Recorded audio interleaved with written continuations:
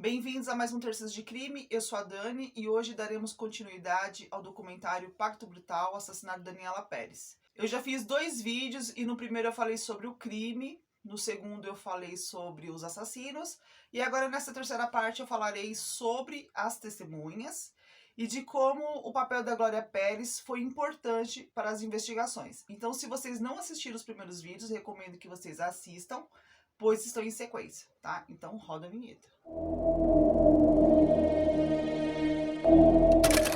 Então, Glória Pérez, ela recebe uma ligação anônima dizendo que se ela quisesse saber o que realmente aconteceu com sua filha, que ela fosse até um posto de gasolina que ficava perto da Taikon.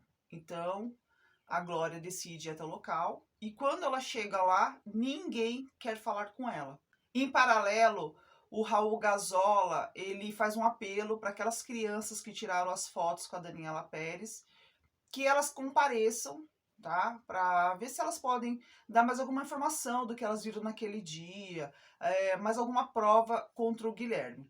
Então, o pai dessas crianças entra em contato com o Raul e com a Glória e fala que as crianças não vão depor, mas que elas têm uma história para contar. Então, a Marcela, que era uma das crianças, que hoje em dia já é uma mulher, ela tirou a foto com a Daniela naquele dia e ela percebeu que o Guilherme ficava cercando a Daniela e que a Daniela estava tensa, tá? E isso você pode ver nas fotos, tá? Que o Guilherme está mais sorridente e a Daniela está apreensiva. A Marcela menciona também que ela começou a sentir que tinha alguma coisa de errado entre eles ali, que alguma coisa estava já acontecendo. E após tirarem as fotos, ela pede para o seu motorista ir atrás do Guilherme de Pádua. Então o motorista leva as crianças, né, vai seguindo o Guilherme e vê que o Guilherme para num posto de gasolina, como se estivesse esperando por alguém. E eles ficam ali um tempo, só que o motorista começa a achar que tá muito tarde para eles ficarem naquele local, né, já era noite. Então eles decidem ir embora.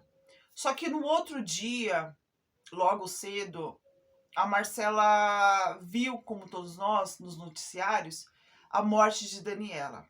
E ela diz que ela acha que se ela tivesse ficado mais tempo, que eles tivessem ficado mais tempo naquele local, eles poderiam ter evitado a morte da Daniela. Então, Glória, ela querendo saber mais o que aconteceu com sua filha, ela vai todos os dias naquele posto de gasolina e ninguém quer falar com ela.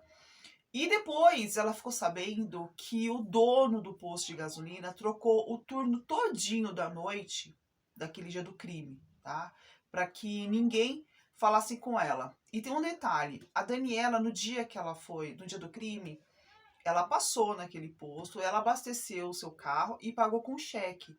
E o dono desse posto, o que ele fez? Ele pegou esse cheque, levou para um outro posto de gasolina, meio que para fazer com que a Daniela nunca tivesse passado naquele local. Glória recebe a informação que um dos frentistas que estava presente no dia do crime, ele morava ali próximo, tá? Numa comunidade próxima àquele posto de gasolina. Então a Glória vai até essa comunidade, fica perguntando se alguém sabe, até que ela conversa com uma mulher e pergunta se ela sabe, porque ela tem informação que este frentista era gago. Então a mulher falou: não, ele mora em tal local. Então, quando Glória chega nessa residência, ela bate na porta e uma mulher abre a porta.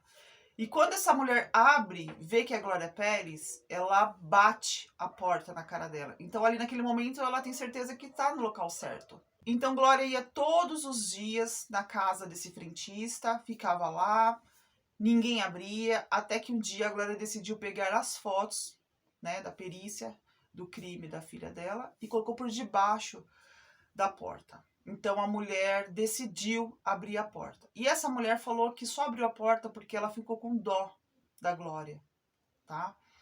E ela falou assim também que ela tinha medo, porque imagina, se fizer aquilo com a filha dela, que era famosa, a mãe também conhecida, imagina o que iam fazer com o filho dela, né? Não ia nem aparecer em jornal, ninguém nem ia saber da morte do filho dela. Então ela falou, pediu pro filho, ó, filho, conta tudo o que você sabe sobre o crime e o frentista contou. No dia do crime, o Guilherme, ele inventa um pretexto para poder sair durante as gravações.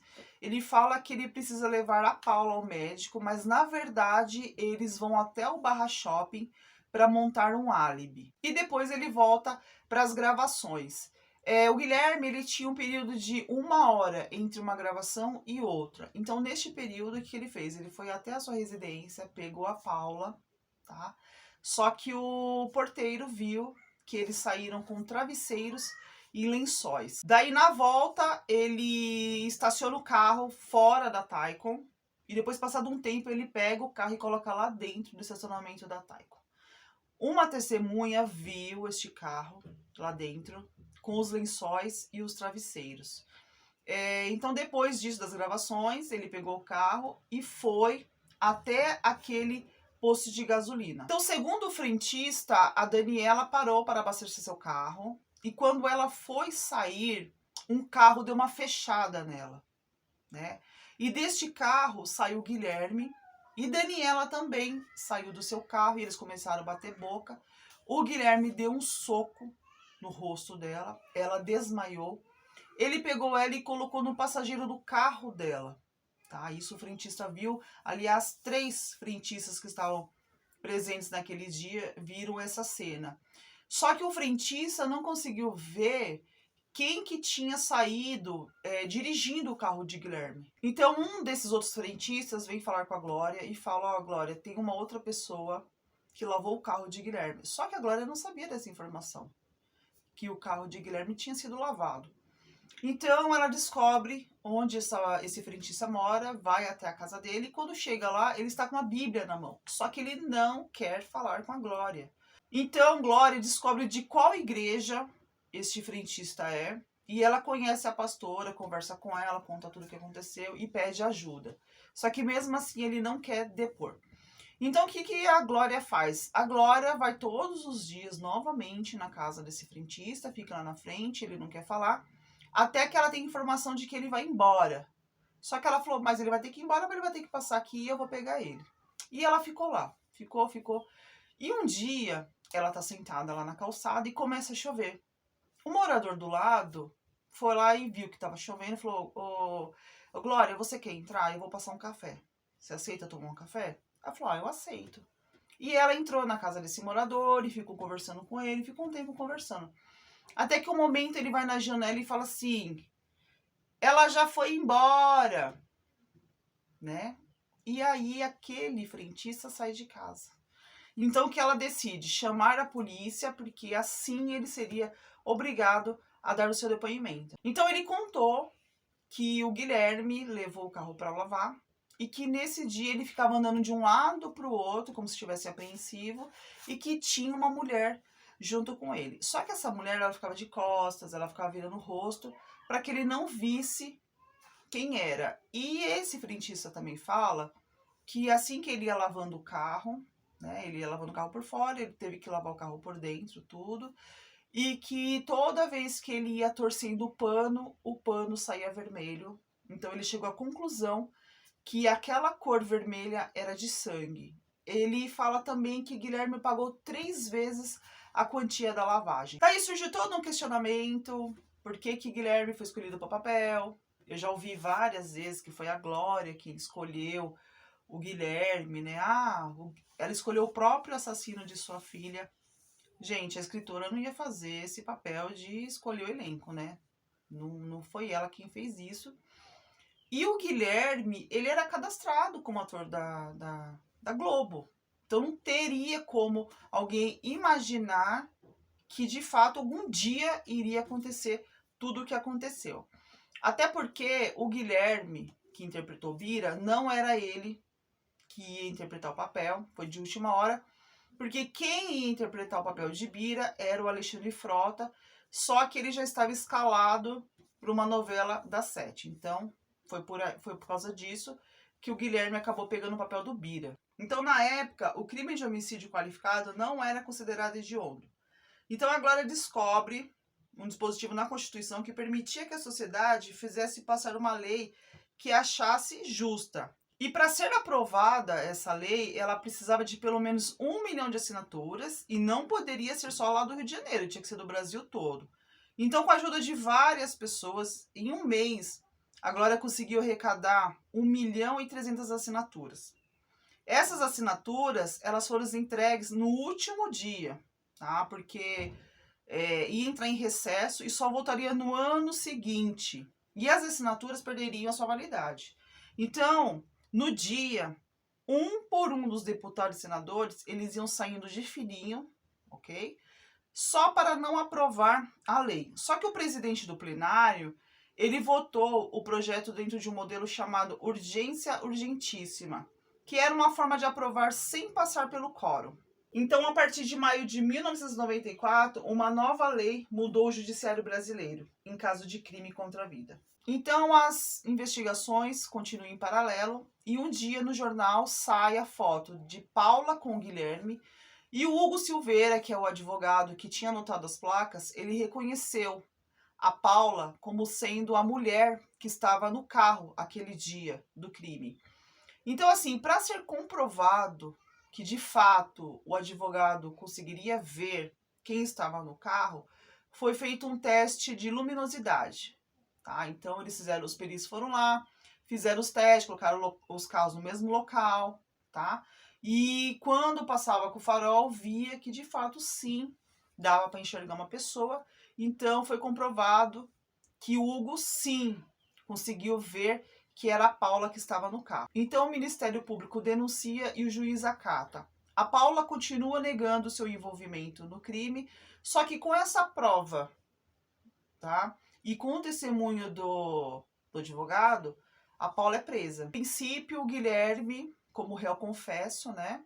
No último vídeo eu falei para vocês que aquele delegado pilantra não queria colocar a Paula, tá? No caso, é meio estranho, né? Porque a família dela tinha um poder aquisitivo, ele já era investigado por várias corrupções. Então, não sei, né? Não posso afirmar, mas talvez a família pode ter rolado um suborno ali para ele para não vincular a Paula ao crime e só o Guilherme. Só que com aquelas provas não teve jeito, a Paula foi denunciada e estava presa, então ela precisava de uma defesa. Então o caso foi separado, porque como o Guilherme sendo réu, confesso, e a Paula se dizendo que não tinha cometido o crime, então o caso foi, né, foi separado. Então a família da Paula contratou os melhores advogados da cidade para ela, só que já não ia mais ajudar o Guilherme, e o Guilherme ia ser defendido por um defensor público. O Paulo Ramalho, que é o defensor do Guilherme, ele era um advogado muito polêmico.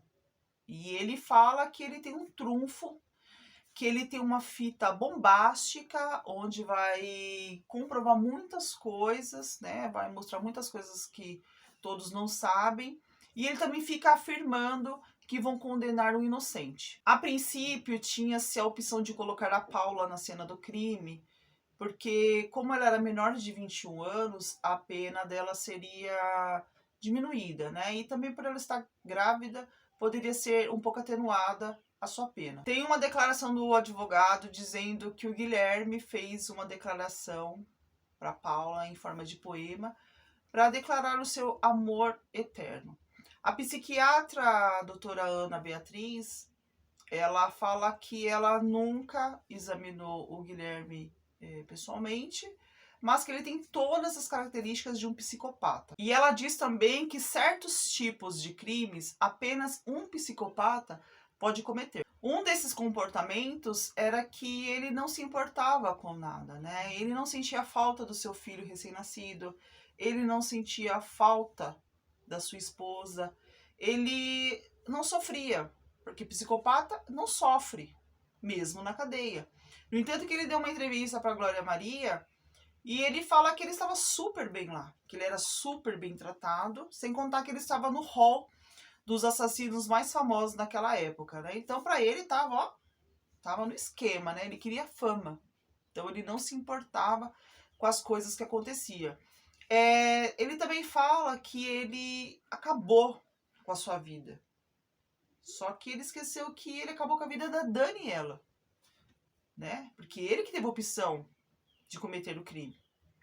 Poderia não ter cometido o crime e ele teria continuado com a vida dele, mas não, ele optou por cometer um crime e ele só enxerga que a vida dele que acabou. A da Daniela é insignificante.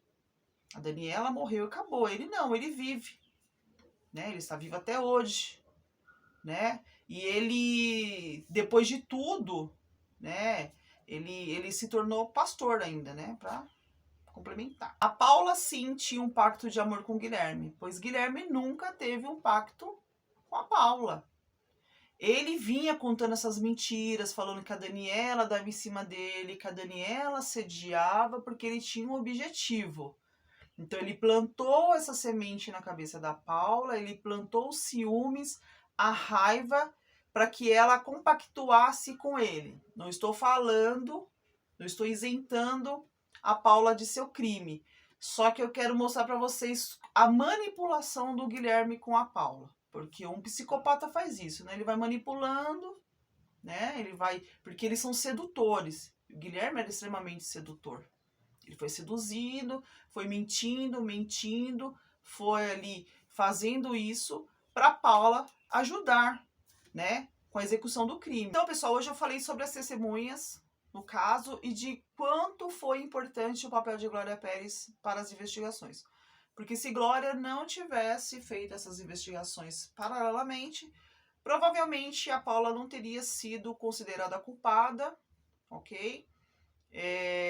E foi comprovado que a sua participação ativamente no crime. Agora, pasmem com a dissimulação do Guilherme de Pádua. Eu tô dando uma olhadinha lá no YouTube e apareceu um vídeo do Guilherme com sua mãe.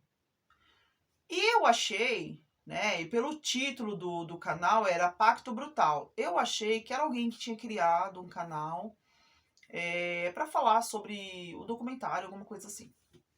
E quando eu entrei para ver, só tinha vídeos do Guilherme. Guilherme dando risada, Guilherme viajando, Guilherme passeando. Só tinha foto dele, só tinha vídeos dele, tá? Então, assim, eu cheguei à conclusão que esse canal foi criado por ele mesmo. Não posso afirmar, mas a conclusão que eu cheguei foi essa. Porque o canal foi criado agora nesse ano, em abril, o documentário saiu em julho. E assim, com o mesmo, praticamente o mesmo nome do documentário. E sabe como que é a foto do perfil? É a foto do Bira com a Yasmin. Sabe, a sensação que eu tenho é que ele tá tirando sarro da cara da Glória. Ele tá tirando sarro da cara da sociedade, tá? Porque nesse vídeo que eu assisti, tá lá ele com a mãe dele dando risada, se divertindo. Enquanto a Glória, depois de 30 anos, ainda chora pela perda da sua filha. Cumpriu a sua pena? Cumpriu, né? Mas aí eu vi vários vídeos dele pedindo perdão com aquela cara de pau dele, sabe? Com o cinismo dele. Olha, gente, é um absurdo. Eu já disse que eu sou a favor da prisão perpétua, né? Porque aqui no Brasil compensa, né? Você cometer um crime, você elimina quem você não gosta e depois você grava os vídeos tirando sarro da cara da vítima, né? Da mãe da vítima, da sociedade, o que for, né? Aqui compensa, né? Então, pessoal, no próximo vídeo eu vou trazer a vida pregressa de Paula e Guilherme. Falarei mais sobre o ritual e sobre o julgamento, tá? Então, quem gostou, deixa aquele like. Se você não for inscrito, se inscreva no canal, ative o sininho de notificação para não perder os próximos vídeos. Me siga nas redes sociais, Dani Cult Oficial, lá tem indicação de filmes, séries, documentários, tem resenhas de livros também, tá? Então, eu vejo todos vocês no próximo vídeo. Tchau!